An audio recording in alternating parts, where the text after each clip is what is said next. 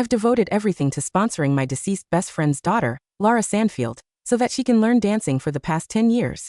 Thanks to my efforts, she's able to get into the most prestigious art school. My only condition is that Lara has to wear the dress that was sewn by her mother, Kiara Cruz, prior to her death, when it's time for Lara to perform her first dance after her graduation. But on the day of the rehearsal, Lara actually starts a live stream and cuts the dress into shreds with a pair of scissors. Tears trickle down her cheeks as she accuses me of using this torn, old dress to humiliate her and guilt-trip her for the past 10 years. Look everyone. This is Eliza's so-called blood, sweat, and tears. She wants me to perform my first dance in this bunch of rags. I'm the principal dancer who has been nominated by a prestigious director. If I were to perform in this dress, it'd ruin my future. I no longer owe Eliza anything. As I stare at the derogatory comments aimed at me in the live stream, I leave a like there quietly. The dress that Lara has ruined is actually woven by Kiara using gold threads back when she was still alive. The internationally renowned mentor, whom I've spent a fortune hiring for the past 10 years, is actually my older sister Lucy Newman, who has already retired for many years. Meanwhile, the prestigious dance director has only given Lara the position of principal dancer because she respects Lucy far too much. I leave a comment of my own in the live stream. I hope you have a glorious future ahead of you. I wonder how Lara can continue dancing now that she's lost everything in life. As soon as I sent the comment in the live stream chat, it was instantly drowned out by a barrage of insults. Lara Sandfield fixed her eyes on the screen, unable to hide the contempt in her gaze. She deliberately turned the camera toward the scraps of fabric on the ground, lifted her foot, and crushed them hard with her high heels.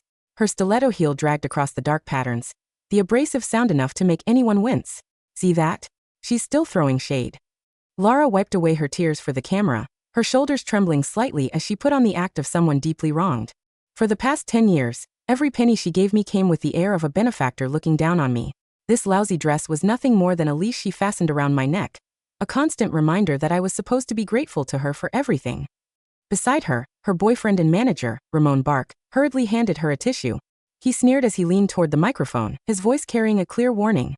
Ms. Newman, Lara is now Mr. Daniel Green's principal dancer. Your emotional manipulation ends here. If you continue harassing her, we'll definitely take this to court. The chat instantly blew up, the screen flooded with vicious comments. Is this old woman seriously insane? She's forcing Lara to wear that garbage just to ruin her career. Don't cry, Lara. We fans are all here for you. Let's find out who she is. We'll make sure everyone knows what kind of person she is. Let's see if she still dares to bully Lara after that. My phone started buzzing nonstop as countless unknown numbers began flooding in. One hateful message after another popped up, filled with vile insults. Some people even sent disturbing images filled with malicious curses. I sat there on the sofa, calmly watching the dirty scrap of fabric displayed on the screen. Inside it were the gold threads that Kiara Cruz had painstakingly sewn, and until she wore herself out. It was the last keepsake she had left for her daughter, a final piece of protection and love. Yet now, it was being treated like trash and trampled underfoot. I ignored the barrage of angry calls. Instead, I pulled up my contacts and called my elder sister, Lucy Newman, who was currently overseas. Lucy. My voice was calm, devoid of emotion. Your prized student cut up the last thing her mother left for her. There was a brief silence on the other end of the line. Then came the sharp sound of a glass shattering. I'm coming back to the country immediately. Lucy's voice was as cold as ice. After hanging up, I turned my attention back to the live stream. Ramon was holding up a dazzling dance costume covered in rhinestones, showing it off from every angle in front of the camera. Hey everyone, tomorrow is the rehearsal for Janswick Art Academy's graduation tour. Lara will be wearing this couture piece sponsored by a top luxury brand, and finally leave all those painful memories from the past behind for good. Lara smiled through her tears, gently running her fingers over the cheap rhinestones as her eyes shone with ambition. Thank you for your support. Tomorrow, I will prove with the most perfect performance that I don't owe anyone anything. The live stream ended amid a wave of cheers. I stared at the screen that had turned dark, a cold smile tugging at the corner of my lips. She didn't owe anyone anything? She had probably forgotten who swallowed their pride and pulled strings to get her the recommendation letter that got her into Janswick Art Academy. And who was it that called in a lifetime's worth of favors behind the scenes to pave the way for her to become Daniel's principal dancer? A ding sounded. A new email popped up in my inbox, the sender being the administration office of Janswick Art Academy. It read, Ms. Eliza Newman, due to the recent controversy surrounding you, the Academy has decided to withdraw your guest access to the graduation tour in order to ensure the event proceeds smoothly. I read the harshly worded email as my fingers lightly tapped against the desk. Withdraw my access? That dance building at Janswick Art Academy, worth $5 million, was built entirely with my donation. They must have forgotten who holds the most influence on the Academy's Board of Trustees. I rose from my seat and went to the window, gazing out at the city glowing beneath the night sky. Lucy, the daughter you fought tooth and nail to protect, had gone completely rotten in the end. Since she thought everything you left behind was nothing but trash, I'd make sure she saw with her own eyes what would happen to her once it all slipped away. The following morning, I showed up right on time at the main theater entrance of Janswick Art Academy. The sunlight was blinding. Outside the theater, the place was already swarming with paparazzi and Lara's rabid fans. 2 security guards blocked my path, their eyes scanning me from head to toe with undisguised suspicion. Sorry, but today's rehearsal is not open to the public. We'll need to see your credentials. Without saying anything, I fished out a black card edged in gold. The guards froze for a second, then leaned in to study the emblem on the card. The moment they recognized it, their expressions shifted completely. That was a permanent pass of the Board of Trustees. No more than 3 people in the entire academy held one. They stumbled back and bowed in fear. Please head in. I pushed through the heavy soundproof door, then the theater's chaos hit me all at once. In the middle of the stage was Lara, standing in that rhinestone-studded haute couture gown, preening like a swan. She was surrounded by makeup artists, assistants, and a few classmates eager to flatter her, as if she were already an international superstar. Ramon was the first to spot me.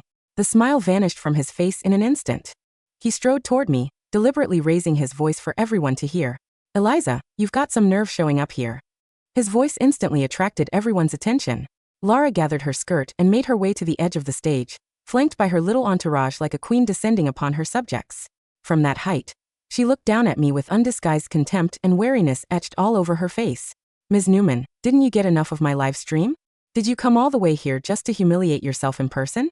Or perhaps you're hoping to ride on my coattails? The students around us didn't bother to lower their voices anymore. So this is that deranged sponsor everyone's talking about? Looks decent enough on the outside, but what a snake. She's dead set on destroying Lara. Poor Lara, getting stuck with a leech like that. Must be impossible to shake her off. My gaze drifted past her and settled on that glittering gown she was wearing. So this is what you traded your mother's keepsake for?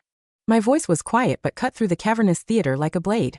Lara's composure shattered in an instant. This is couture. Ramon called in every favor he could to get it for me. Not that you'd understand anything about that. Her voice went sharp and brittle, like glass about to crack. All you ever do is wave that musty old rag in my face like some kind of weapon. What else have you ever given me? I'm Mr. Green's principal dancer now. I'm about to blow up, and you're not going to hold me hostage with your pocket change from the past. The department head, Jack Shuttle, came scurrying out from backstage, drenched in sweat. Eager to shield his school's rising star, he didn't bother with pleasantries and jabbed a finger toward the exit. Miss Newman, Lara is going to do her audition run for Mr. Green. I need you to leave now. Don't upset her, or I'll have security escort you out. The Academy's administration office had always been a pack of opportunists. In his tireless efforts to build up Lara's image, Ramon had been slipping gifts to the higher-ups behind the scenes, spinning stories that she'd already caught the eye of international companies. Eager to curry favor with their would-be star, the Academy was more than happy to step all over me, the former sponsor who'd outlived her usefulness. I looked straight at Jack, remembering how he stood outside my office for 3 whole hours begging for my sponsorship. Are you sure you want to kick me out? Jack straightened his face into a picture of stern authority and squared his shoulders. We have zero tolerance for anyone disrupting our outstanding students' rehearsal. Security. Show her out. The security guards glanced at each other uneasily at the door. Neither of them dared to step forward. Lara let out a smug laugh, crossing her arms with an arrogant air. Eliza, just because you threw me some money in the past doesn't mean you get to control me forever. Mr. Green is here in person to watch my rehearsal today. You could get down on your knees and beg, and I still wouldn't give you the time of day. Over the past few years, I stepped away from the spotlight to focus on training Lara. I even deliberately spread rumors that my company was facing a financial crisis to test her. Well, she and Ramon swallowed it whole, thinking I'd hit rock bottom. I didn't move an inch and glanced at my watch. It was 9:50 a.m. Right then, someone pushed the doors to the theater wide open. Daniel's assistant, Perry Jones, rushed in drenched in sweat. Holding his phone, he gasped, "Mr. Green said today's audition's cancelled." The entire scene fell silent. The smugness on Lara's face froze, as though someone had doused a bucket of ice water on her. She hurried down from the stage, clutching her gown in one hand, and seized Perry by the arm. Her nails dug into his jacket. "Mr. Jones, why did it get cancelled? Didn't Mr. Green agree to see my rehearsal today? I've done my hair and makeup, and the press is waiting outside. What am I supposed to do now?" Perry didn't even look at her. He yanked his arm free and smoothed down his sleeve with visible distaste. His gaze darted across the room until it landed on me, standing quietly in a corner. Looking visibly relieved, he made his way toward me quickly. All traces of his earlier swagger had vanished. He bowed so low, his voice dripping with a deference that made everyone in the room do a double take. Ms. Newman, Mr. Green wanted me to confirm the flight is arriving at 3 in the afternoon, right? He's already sent a car to the airport, and the hotel room is ready. Everything has been taken care of. Lara froze instantly, her eyes widening in shock. Even Ramon furrowed his brows as he hurried over, trying to smooth things over. Mr. Jones, there must be a mistake. He pointed at me, his voice laced with contempt. It was obvious he was trying to save face. She's just an old woman whose company has gone bankrupt.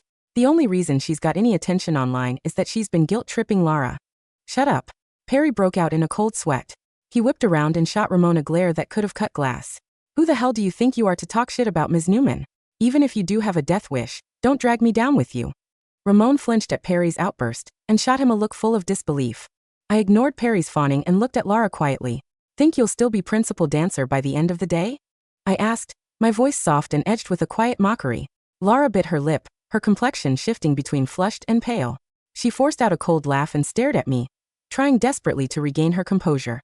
Eliza, stop playing these mind games. Mr. Green chose me because of my talent. My private coach is the internationally renowned Ms. Mystic. Mr. Green personally praised my fundamentals as flawless. There's no way he'd replace me because of you. When she brought up Mystic's name, the surrounding students collectively gasped, their faces filled with envy. Mystic was a legend in the dance industry. No one knew what she looked like, but everyone knew that every student she trained became a world-class dancer. Anyone lucky enough to be her student, even in name only, would be able to command respect throughout the dance industry. Glancing at the smug expression on Lara's face, I nearly burst out laughing. Is that so? I slowly smoothed my sleeves. Then do you know why Ms. Mystic chose to teach you? Lara stuck up her chin proudly. That's because I'm insanely talented. Ms. Mystic said I was born for this. I'm destined to stand on the world's biggest stages. Right then, Perry's phone rang. He answered the call, his expression turning solemn. After hanging up, he turned to Lara. Lara, Mr. Green wants you to stitch the dress you tore apart back together, piece by piece. Otherwise.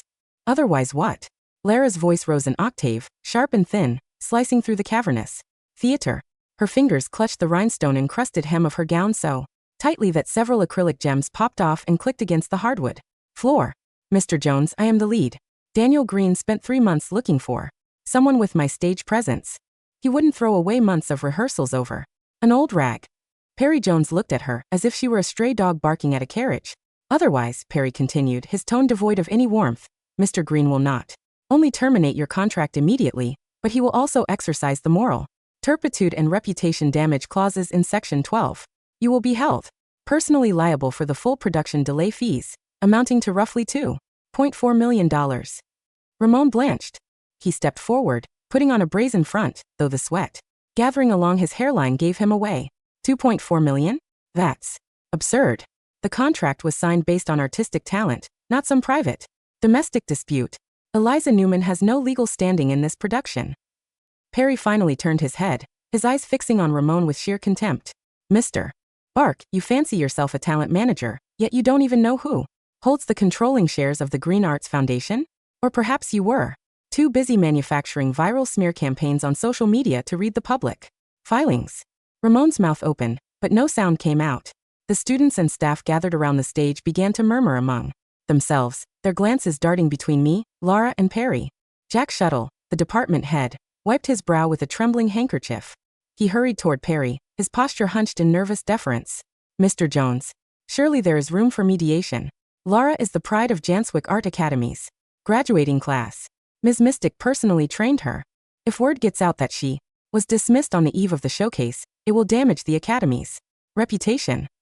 Your academy's reputation is already in the gutter, Dean Shuttle. I interrupted smoothly, stepping forward. Jack flinched, turning toward me with a mixture of terror and lingering resentment. Ms. Newman. Jack forced a sickeningly sweet smile that didn't reach his eyes. You must understand, we were only acting in what we thought was the students' best interest. The board received a $5 million endowment from my family foundation 4 years ago to erect this very theater, I said, my voice quiet, measured, and perfectly clear. Every light above your head, every acoustic panel on those walls, and the very stage your star pupil is standing on was paid for by the Newman Trust. When did Janswick begin using my money to shelter ungrateful vipers? Lara's face went from pale to a mottled, ugly crimson.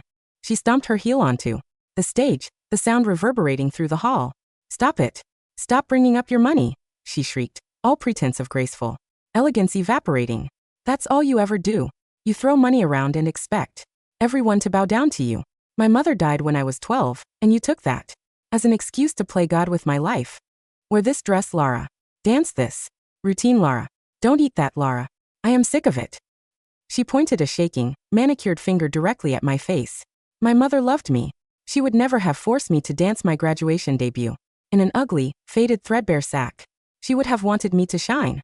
She would have wanted me in haute couture. I looked at her, watching the frantic, hollow fury dancing in her eyes. For 10 years, I had excused her arrogance as the fiery passion of an artist. Whenever she threw tantrums, I told myself she was just grieving Kiara. Whenever she demanded more expensive trainers, finer costumes, and luxury accommodations, I gave them to her, believing that Kiara's daughter deserved nothing less than the best the world had to offer. I had raised a monster with my own indulgence.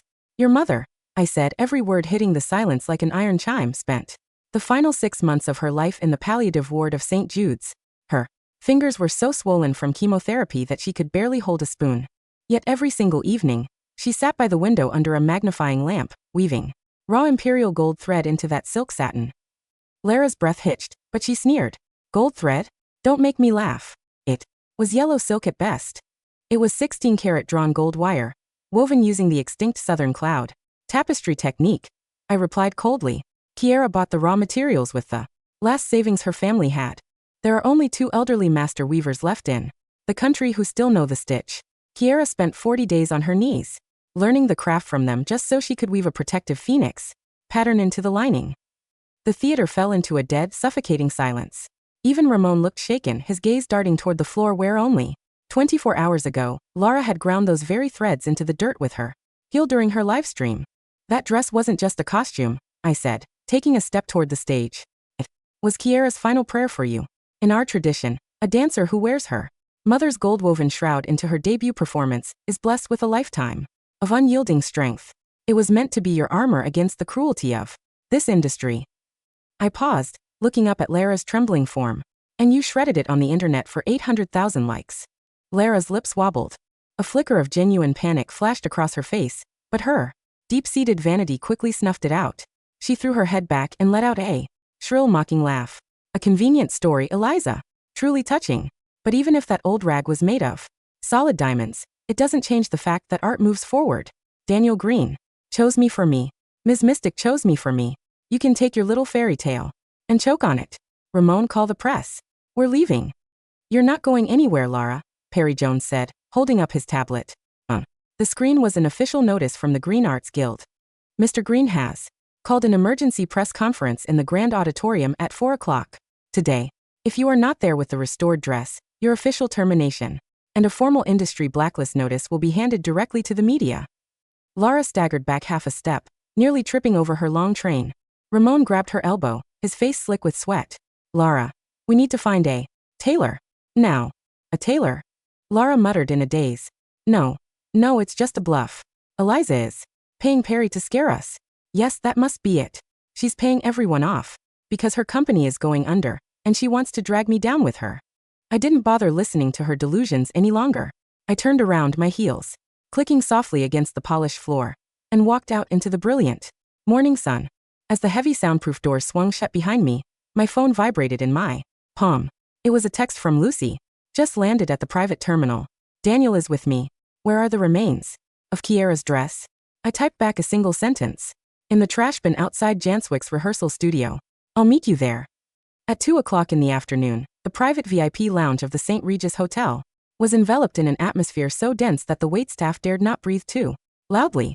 Daniel Green, a man whose word could make or break any theater production in Europe and Asia, was pacing the room with his hands clasped tightly behind his back. His usually immaculate silver hair was slightly disheveled, and his brow was furrowed into deep, anxious valleys. Sitting on the high-backed velvet armchair by the window was my sister, Lucy Newman. At 52, Lucy looked barely a day over 38. She wore a tailored charcoal pantsuit with no jewelry except for a plain silver band on her right thumb.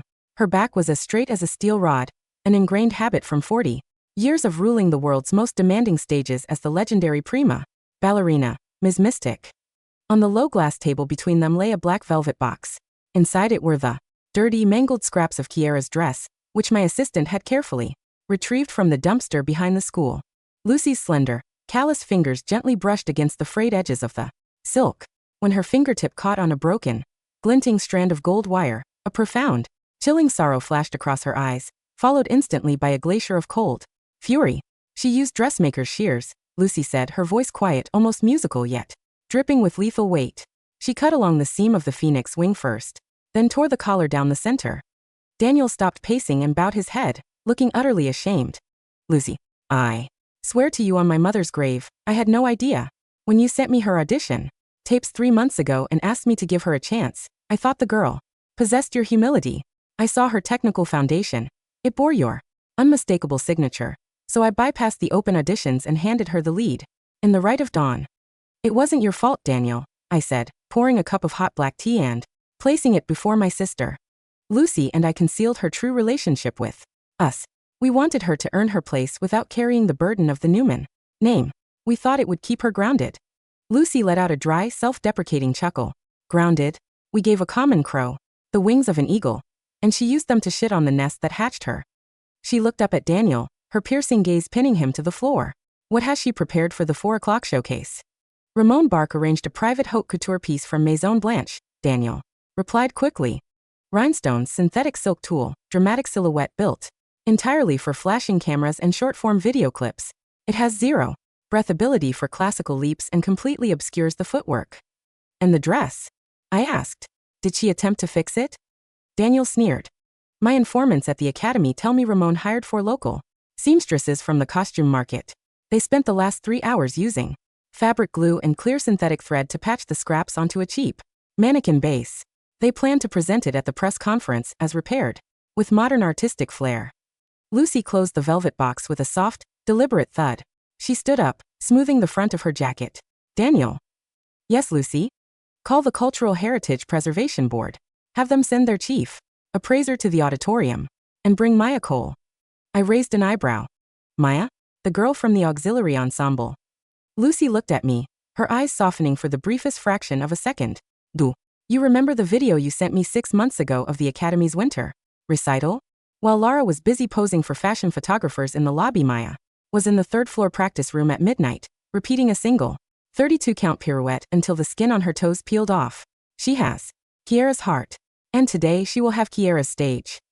By 3:30, the grand auditorium of Janswick Art Academy was packed to the rafters. Over 50 major media outlets had set up their cameras along the central aisle. Entertainment reporters, cultural critics, dance academy trustees, and hundreds of students jostled for position. Lara Sandfield sat in the front row of the VIP section, surrounded by her small court of sycophants. She was still wearing the Maison Blanche rhinestone gown, her makeup flawless, her posture radiating an intoxicating mixture of nervousness and triumphant arrogance. Beside her, Ramon was on his phone, furiously directing his hired online army. Keep the narrative focused on artistic freedom and breaking free from toxic patron control, Ramon whispered into his headset. When Mr. Green takes the stage, our live chat will flood the stream with hashtags praising Lara's courage. If that old woman Eliza tries to speak, drown her out with booze. Lara touched the diamond pendant around her neck and smirked. Ramon, did the seamstresses finish the mannequin? It's backstage, covered under a velvet drape, Ramon whispered back with a smug grin. They used industrial adhesive. From 10 feet away, under stage lighting. No one will be able to tell it was ever torn. We'll unveil it, give a tearful speech about honoring the past while embracing the future. And Daniel Green won't have a single legal ground to stand on. Lara, you're a genius, Jack Shuttle whispered from the row behind them, leaning forward with a fawning grin. Once this press conference is over and your position is cemented, our academy's international enrollment will skyrocket. The board will have to promote me to executive vice chancellor. Don't worry, Dean Shuttle, Lara said, waving her hand dismissively. Once I become Daniel's muse, I'll make sure the Green Arts Foundation funds your entire department. At exactly 4 o'clock, the heavy crimson curtains of the stage slowly parted. The chatter in the auditorium died down instantly. Cameras flashed in a blinding frenzy as dozens of photographers leaned over the barricades. Daniel Green walked to the center of the stage, dressed in a sharp black suit. But he did not take the podium. Instead, he stood to the side, his posture rigid and deferential, and gestured toward the wings. A woman walked out from the shadows. She wore a simple, elegant dark green velvet cheongsam, her silver-streaked hair swept up into an intricate, classic chignon. Her steps were utterly soundless, each movement carrying an ancient, imperial grace that seemed to command the very air in the room. The moment she stepped into the spotlight, several veteran cultural reporters in the front row gasped so loudly it echoed through the microphones. "My God." A senior critic from the National Arts Gazette muttered, his pen dropping from his hand. Is that Lucy Newman?" "Lucy Newman? The Ms. Mystic? She hasn't appeared in public in 12 years. What is she doing at a student press conference?" The entire auditorium erupted into an uncontrollable storm of whispers, shudder, clicks, and gasped exclamations. Lara froze in her seat. Her heart hammered violently against her ribs. She grabbed Ramon's arm with such force that her nails tore through his jacket sleeve. "Ramon. It's Ms. Mystic. She came. She really came for me." Ramon's eyes lit up with wild, ecstatic greed. "I knew it. She came to back you. Up in person. Lara, get up there. Go greet your mentor." Lara didn't hesitate for a second. She gathered her shimmering skirt, rose from her seat like a triumphant princess, and gracefully glided up the stage stairs. With a practiced, tearful expression of pure devotion, she threw her arms open, rushing toward Lucy. "Teacher!" Lara cried, her voice trembling with emotion for the cameras. "You came back to the country for my debut. I knew you wouldn't let those jealous, bitter outsiders ruin my future." Lucy did not move.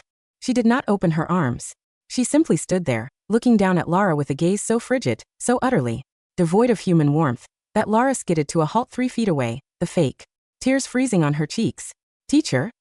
Lara stammered, confused. Lucy stepped up to the microphone. Her voice rang out through the auditorium, clear, sharp, and absolute. "Do not call me your teacher. You are not worthy to speak that word." The auditorium fell into a silence so profound that the hum of the overhead spotlights sounded like buzzing hornets. Lara stood stranded in the center of the stage, her arms half raised, her face rapidly draining of all color. Teacher. What are you saying? You taught me. For 5 years. You said my fundamentals were unmatched. I taught you because my younger sister, Eliza Newman, knelt outside my studio in Geneva for 2 days in the winter rain, begging me to take in the orphaned daughter of her dearest friend. Lucy said, her voice cutting through the hall like a razor-sharp scalpel. A collective gasp rippled through the hundreds of students and reporters. Lara's head jerked violently toward where I was standing near the stage entrance. No, that's a lie. You chose me because of my talent. You saw my audition tape. Your audition tape was a disaster, Lucy replied bluntly, without a shred of mercy. Your center of gravity was unstable, your shoulders were perpetually hunched, and your musicality was thoroughly mediocre. The only reason you ever executed a clean triple fouette was because Eliza hired 3 biomechanics trainers to adjust your posture every single night while you slept. Lara's breath came in ragged, shallow gasps. No, that's not true. You're lying. You're taking her side because she's your sister. Bring out the mannequin, Lucy commanded, completely ignoring her hysterics.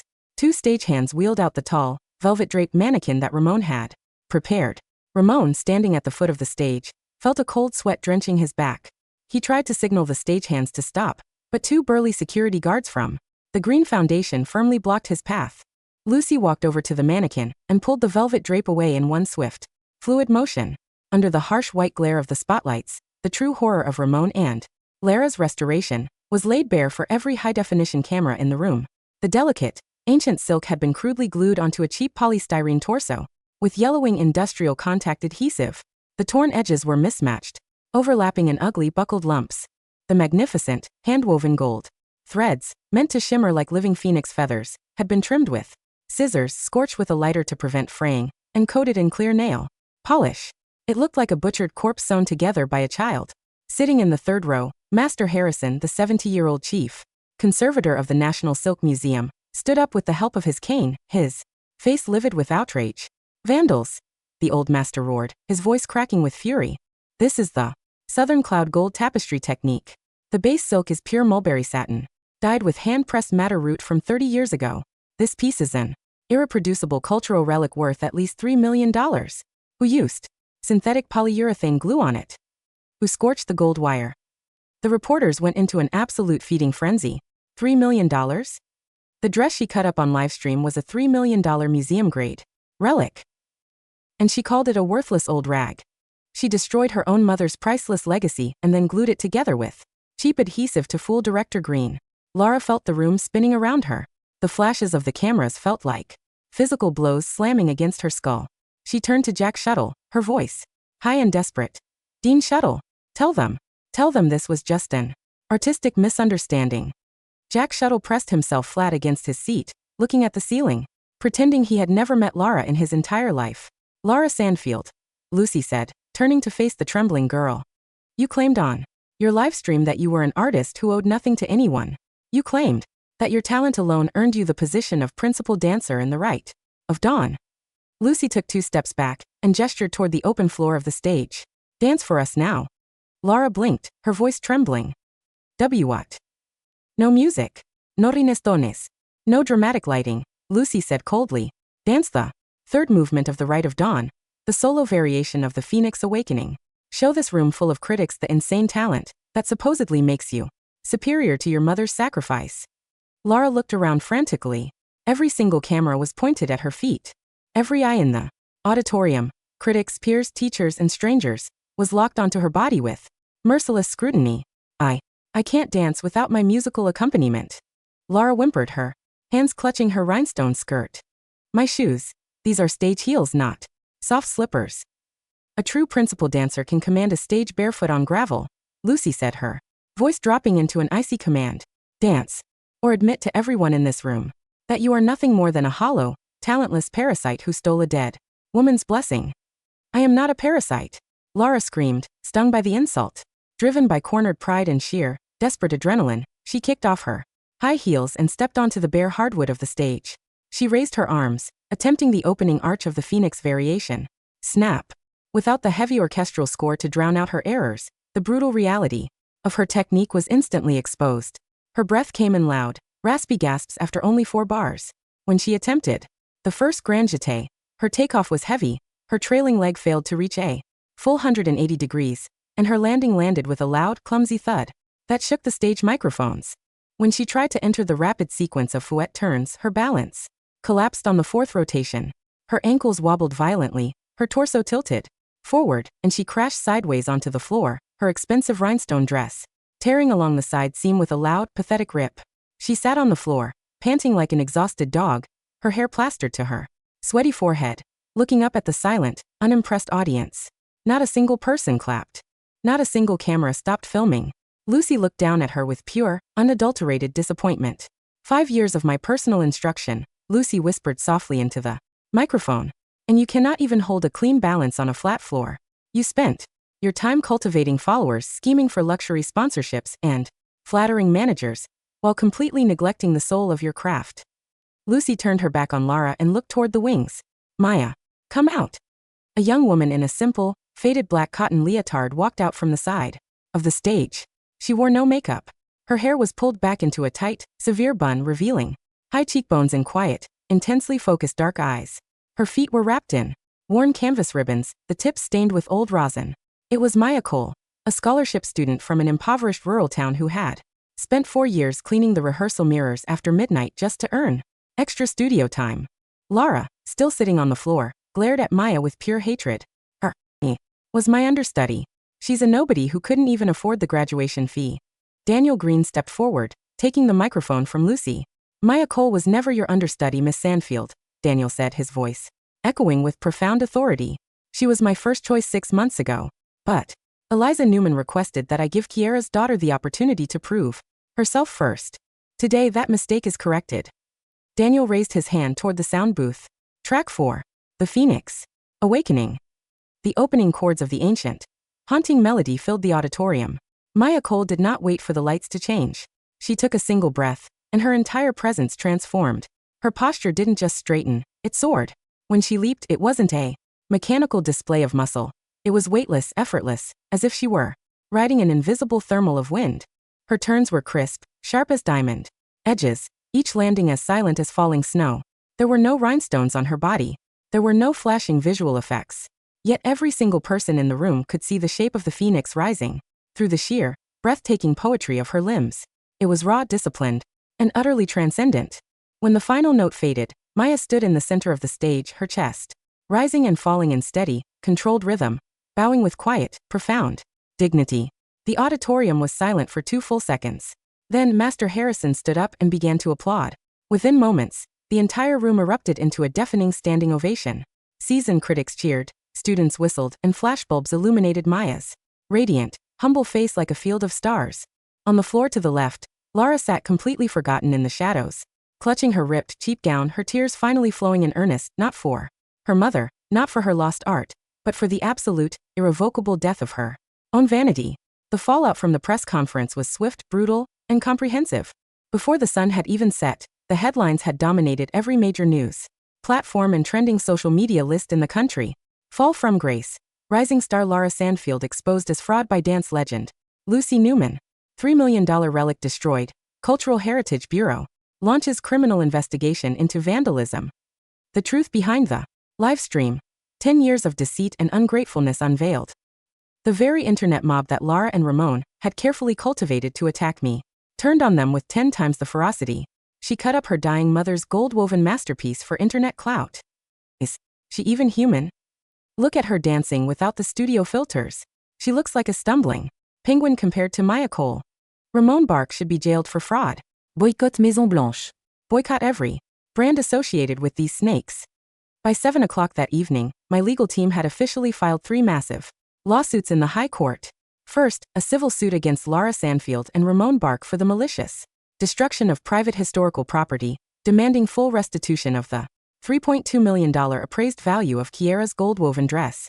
Second, a breach of sponsorship contract suit against Lara, demanding the repayment of all tuition, housing and training fees paid by the Newman Trust over the past 10 years, totaling $4.8 million. Third, a criminal defamation and commercial slander suit against Ramon Bark and his media agency. At the same time, the Board of Trustees of Janswick Art Academy held an emergency closed-door meeting. By an overwhelming unanimous vote, led by the Newman Trust's controlling shares, Jack Shuttle was immediately stripped of his deanship and referred to the Anti-Corruption Bureau for embezzling student scholarship funds and accepting bribes from talent agencies. Lara Sandfield was formally expelled from the academy, her graduation certificate permanently revoked. At 8:30 my phone rang. It was Ramon Bark. I put the call on speakerphone. His voice came through the receiver shrill, terrified and gasping for breath. Ms. Newman, please. I was blind. I was manipulated by Lara. Ramon screamed, background noises suggesting he was desperately packing suitcases in his apartment. Lara was the one who planned the livestream. She told me you were going bankrupt and that cutting the dress would generate massive sympathy traffic for her debut. I have all her voice recordings. I have her text messages. I'll give them all to your lawyers. Just drop the criminal charges against me, please. Mr. Bark, I replied evenly, watching the city lights from the window of my penthouse office. When you told me on that live stream that your warning was clear, did you truly believe that money and influence were things you could steal with a few cheap hashtags? Ms. Newman, save your evidence for the prosecutor, I said and ended the call. Within 48 hours, Ramon Bark's talent agency declared bankruptcy, hounded by millions of dollars in debt collectors and facing criminal charges. For fraud, he fled the city in the middle of the night, only to be arrested by transit police at the border for attempting to jump bail. A week later, a cold, relentless autumn rain swept over the city. I was sitting in the private courtyard of the Newman estate, watching Master Harrison and 3 master restorers carefully disassembling the glue-damaged fragments of Kiara's dress under specialized magnifying lamps. It will take 2 years, Master Harrison said, adjusting his spectacles with a sigh. We will have to soak each silk fiber in organic plant enzymes to dissolve the adhesive without melting the gold wire. But it can be saved, Eliza. Kiara's heart will not be lost to the dirt. Thank you, Master Harrison, I said softly.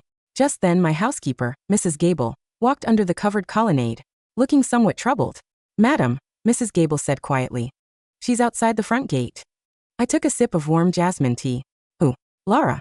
Let her kneel, Lucy said, stepping out onto the veranda with a book of classical scores in her hand. Her voice was as calm and unyielding as granite. She's been out there for 5 hours in the pouring rain, Mrs. Gable murmured.